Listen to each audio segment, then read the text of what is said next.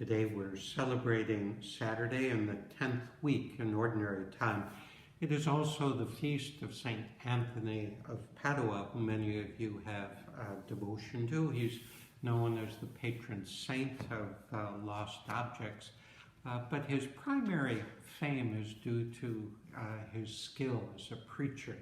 And you can go today to visit the cathedral in Padua and there find the tomb of St. Anthony of Padua.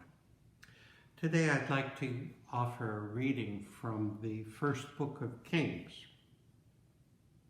Elijah set out and came upon Elisha, son of Shaphat, as he was plowing with 12 yoke of oxen. He was following the 12th. Elijah went over to him and threw his cloak over him. Elisha left the oxen, ran after Elijah and said, "Please, let me kiss my father and mother goodbye, and I will follow you." Elijah answered, "Go back. Have I done anything to you?" Elisha left him, and taking the yoke of oxen, slaughtered them.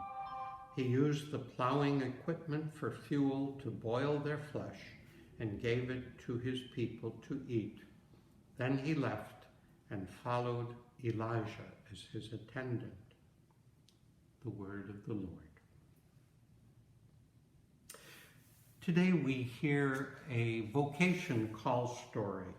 We know the stories of Jesus and his calling of disciples, Peter and Andrew with their boats. And today we hear how Elijah called his own successor, Elisha, who would take up the work that Elijah had begun. It's an interesting call story because it asks us to reflect upon our own call as Christians. In our story today, Elijah meets Elisha plowing in his field. The fact that he has 12 yoke of oxen reveals that he is a very rich peasant indeed. And yet he gives all of this up. He destroys his plowing equipment to make fuel and kills the oxen to create a feast for his workers. He goes home to say goodbye to his parents and then follows Elijah as his attendant, a title that is also given to Joshua, who was the successor to Moses.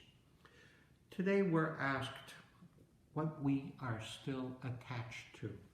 What are we still clinging to that prevents us from giving ourselves totally to our vocations as Christians? In the case of Elisha, he gave up everything to follow Elijah. We too are asked to do the same in our following of